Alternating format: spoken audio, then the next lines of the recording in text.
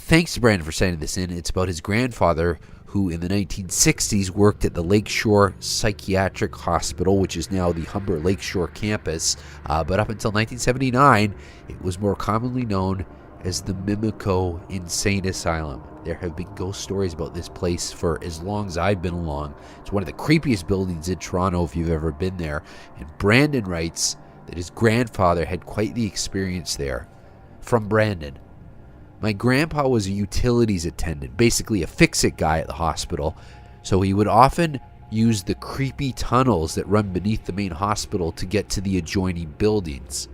He had heard rumors that the building was haunted and that in particular the tunnels were haunted, and he did admit that sometimes when he was down there he would hear sounds of distant moans or even screams, but mostly he assumed that those were patients in distress or his imagination running away with him.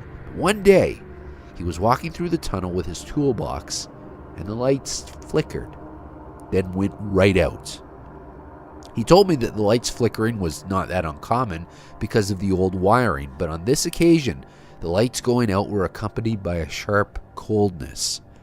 He was a bit anxious, and he kept walking to get out, and although the tunnel isn't that long, he found that after a full minute, he still hadn't reached the end.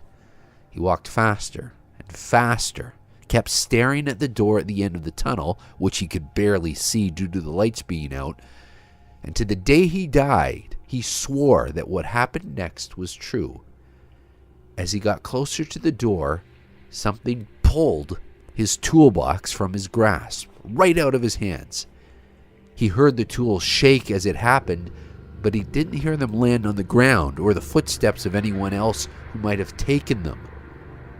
Grandpa stood frozen in his shoes, shocked, terrified, but he couldn't help but turn around and see the dim outline of his toolbox at the far end of the tunnel, about 30 or 40 feet away from him. Grandpa ran, flat out ran, to the end of the tunnel, not looking back, and got out as quickly as he could. He left work that day and called in sick the next day, but he didn't tell anyone what had actually happened there. He finally got up the nerve to go back down to look for his tools about a week later, but he never saw them again. And he never went back into those tunnels alone again either.